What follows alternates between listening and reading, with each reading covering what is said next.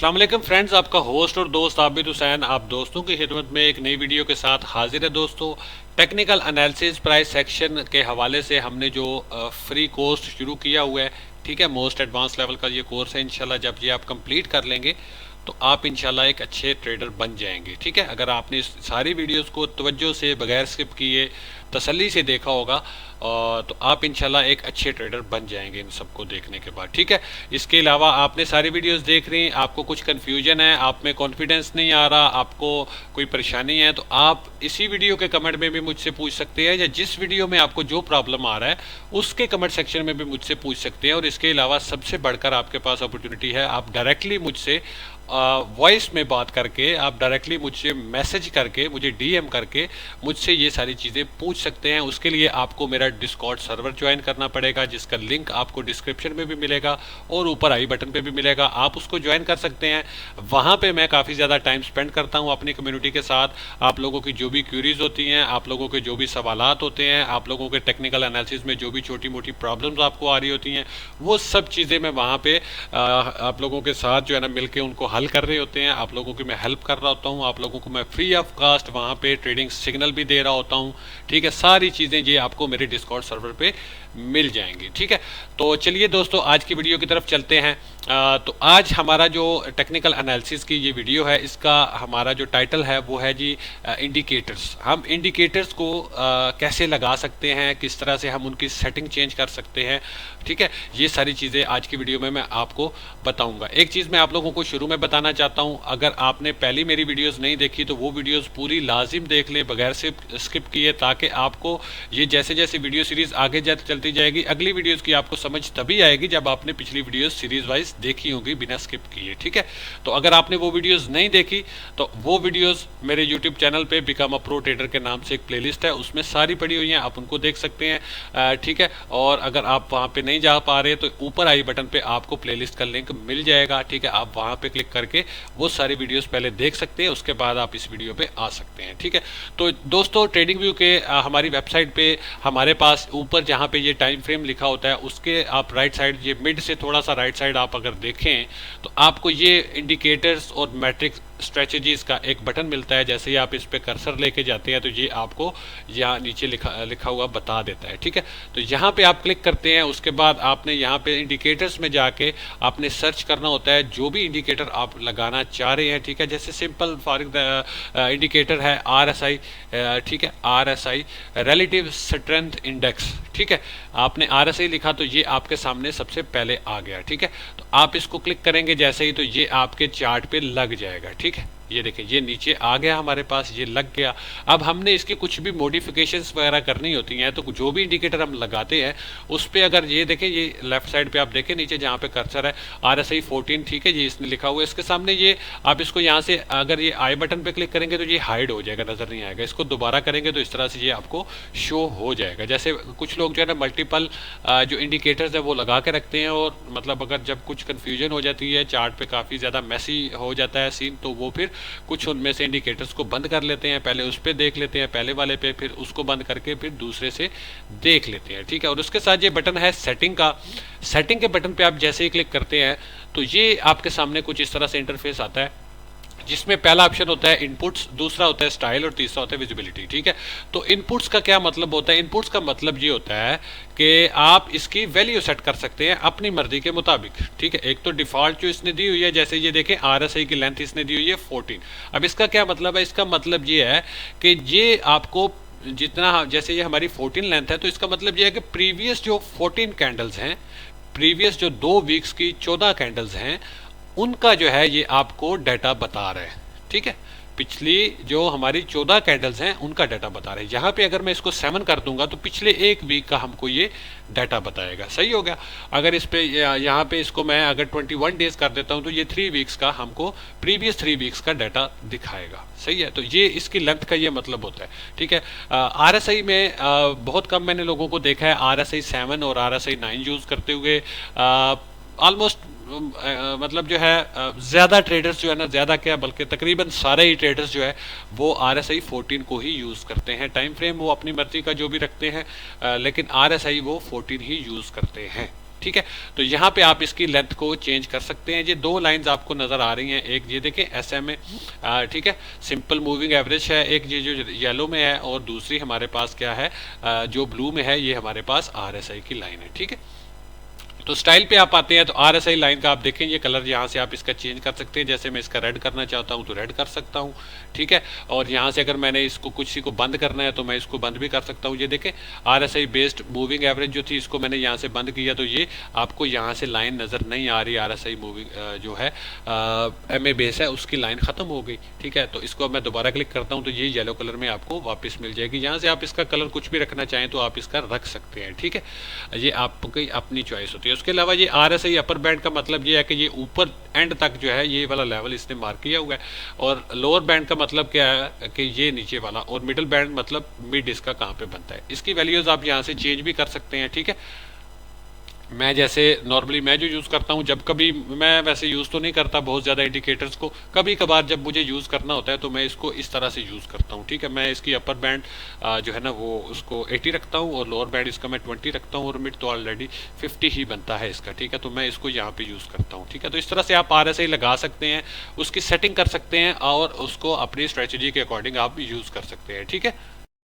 अब फ्रेंड्स जो RSI होती है, RSI पे दो कॉमन्स जो हैं, दो कॉमन जो हैं वो चीज़ें जो है ना वो बहुत सारे ट्रेडर्स देखते हैं, और उनकी बेस पे लोग ट्रेडिंग भी करते हैं। मैं भी जब RSI को देखता हूँ तो मैं इसमें सिर्फ ये दो चीज़ें ही देखता हूँ जो मैं आपको एक्सप्लेन करता हूँ यहाँ पे।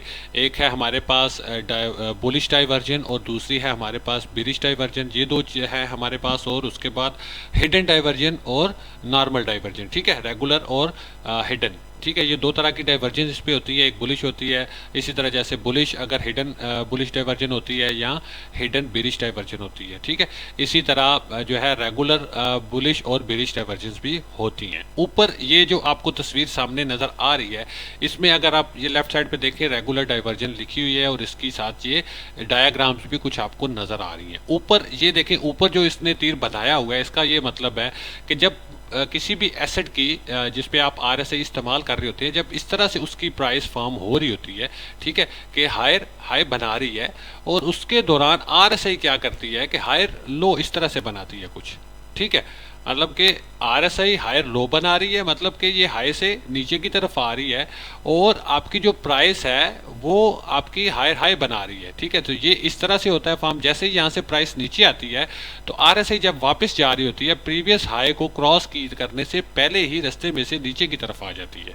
तो इस तरह से जब ये RSI आपको इस तरह से डाउनवर्ड आती हुई दिखाई देती है तो ये रेगुलर बेरिश डाइवर्जन बनती है हमारे पास, ठीक है। इसी तरह जब प्राइस इस तरह से डाउन ट्रेंड में आ रही होती है, ठीक है, उसके बाद पुल बैक लेती है और एक नया लो लगाती है, ठीक है, और फिर उसके बाद रिवर्सल लेती है, ऊपर की तरफ जाती है। और इसी तरह RSI क्या होता है कि RSI बिल्कुल डाउन साइड आती है, उसके बाद पुल बैक लेती है, और जब लो बनाती है, प्राइस ने लोअर लो बना दिया नया, ठीक है। ये देखिए ये प्राइस का प्रीवियस लो था, उसके बाद पुल बैक और नया लोअर लो प्राइस ने बना दिया।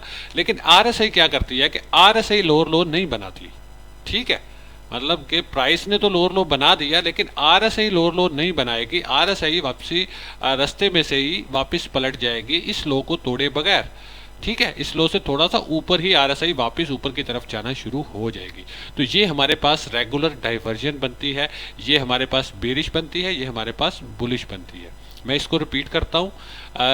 बुलिश जो हमारी रेगुलर डाइवर्जन होती है उसमें क्या होता है कि प्राइस अप ट्रेंड में होती है, ठीक है, प्राइस अप ट्रेंड में होती है, हायर हाइज बना रही होती है, और हमारी RSI क्या होती है कि ये मतलब लोअर लो बना रही होती है, समझ रहे हैं।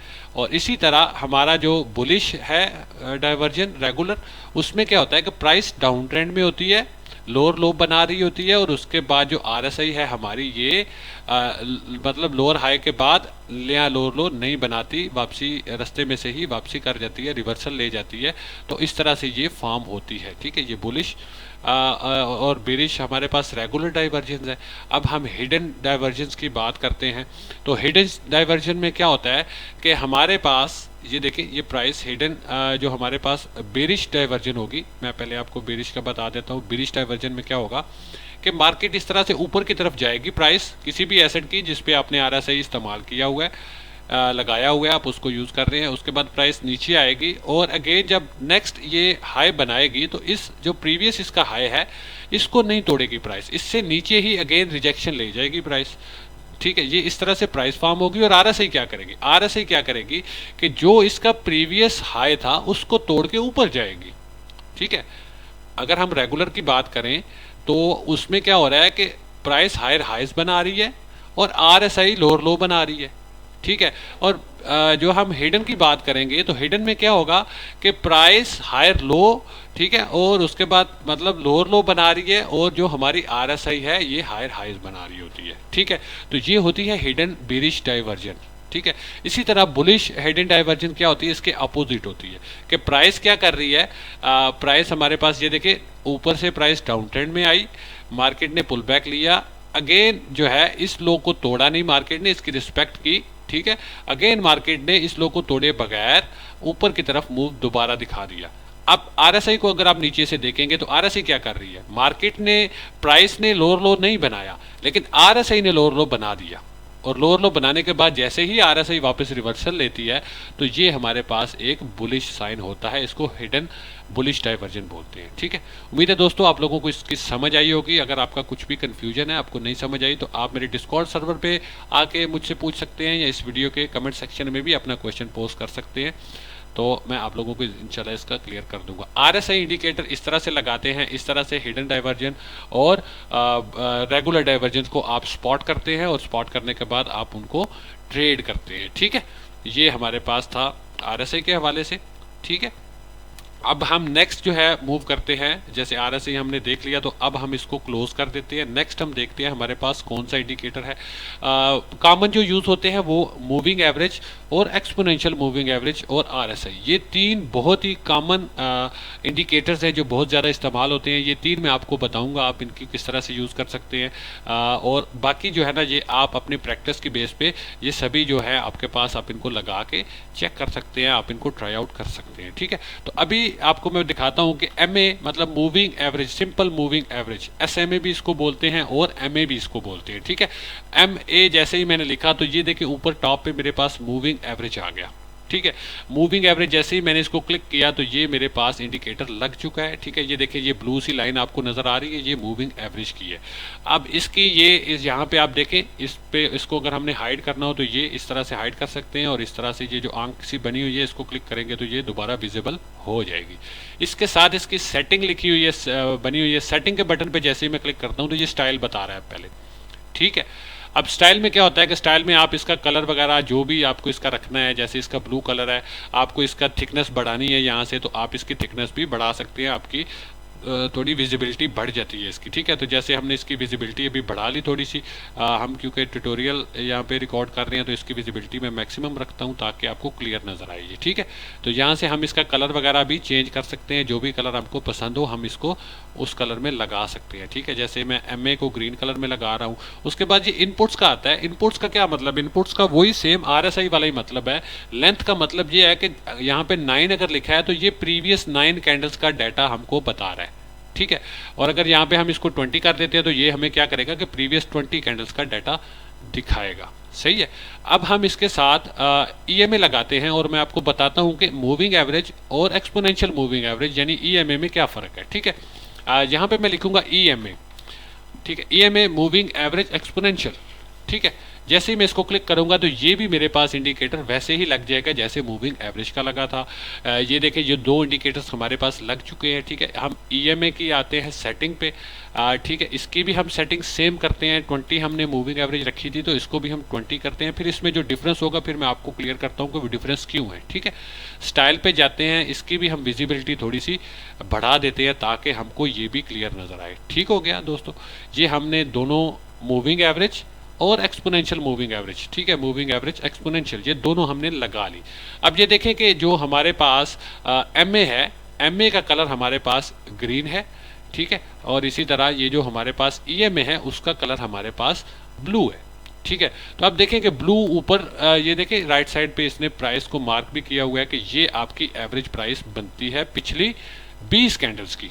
ठीक है, यहाँ पे इनपुट में जितना हम लिखते हैं तो उतनी कैंडल्स की काउंटिंग करके ये हमको एवरेज उसकी बता रहा होता है, ठीक है। नाम से ही जाहिर है कि पिछली जो 20 कैंडल्स में मूवमेंट आई उनकी जो एवरेज बनती है, ठीक है। अब एक्सपोनेंशियल और सिंपल में क्या डिफरेंस है वो मैं आपको बताने लगा हूँ। सिंपल जो मूविंग एवरेज होती है हमारी, वो क्या होता है, उसमें क्या होता है कि प्रीवियस जितनी भी कैंडल्स की हमने सेटिंग उसमें लगाई होती है उन कैंडल्स को वो सिर्फ बॉडी से बॉडी तक कंसीडर करता है। मतलब ये देखें, यहाँ से इस कैंडल की प्राइस ओपन हुई थी और यहाँ तक गई, उसके बाद ये ऊपर इसने शेडो बनाया, विक बनाई, इसको सिंपल मूविंग एवरेज में कंसीडर नहीं किया जाता, इसको काउंट नहीं किया जाता। Moving average, simple moving average सिर्फ बॉडी, जो सॉलिड बॉडी होती है कैंडल की, उसके हिसाब से जो प्राइस एक्शन प्रीवियसली बना होता है उसकी एवरेज आपको बता रही होती है, ठीक है। और एक्सपोनेंशियल मूविंग एवरेज में क्या होता है कि विक से लेके, ये देखिए ये प्राइस कैंडल यहाँ से शुरू हुई, यहाँ पे क्लोज हुई, ऊपर इसने विक लगाई थी, ठीक है, यहाँ तक गई थी प्राइस।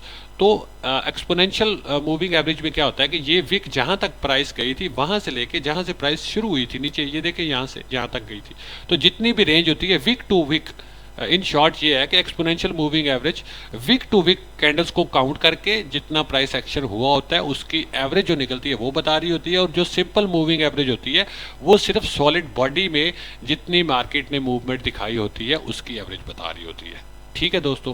उम्मीद है आप लोगों को समझ आई होगी आज की वीडियो।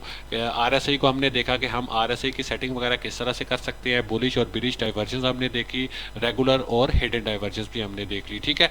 उसके साथ हमने मूविंग एवरेज भी लगाना सीख लिया कि किस तरह से हम इसकी सेटिंग कर सकते हैं, एक्सपोनेंशियल मूविंग एवरेज क्या होती है और सिंपल मूविंग एवरेज क्या होती है। ये तीन बहुत ही कॉमन इंडिकेटर्स हैं जो यूज़ होते हैं, ठीक है। अब इसमें इससे ज़्यादा मैं डिटेल में नहीं जा रहा, आप मतलब थोड़ी सी प्रैक्टिस करें, आपको जो भी इंडिकेटर्स आपको अच्छे लगते हैं या आपको कोई दोस्त रिकमेंड करता है आप उनको यहाँ पे ड्रॉ करें, प्रैक्टिस करें। और एक बात याद रखिएगा, कभी भी किसी भी इंडिकेटर पे, कभी भी किसी भी ट्रेडिंग स्ट्रेटजी पे फर्स्ट टाइम बगैर उसको टेस्ट किए डायरेक्टली इन्वेस्टमेंट नहीं करनी है आप लोगों ने। आपको कोई स्ट्रेटजी मिलती है, आप उस पर पहले कम से कम 3 वीक 4 वीक, ठीक है, 5 वीक 6 वीक उस पर आप पेपर ट्रेडिंग करें, आप उसकी बैक टेस्टिंग करें कि वो स्ट्रेटजी कितनी कारआमद है, ठीक है। अगर तो वो आपकी पेपर ट्रेडिंग में आपको उसकी सक्सेस रेशो अच्छी लगती है देन आप उस पर इन्वेस्टमेंट किया करें, देन आप उस पर ट्रेडिंग किया करें।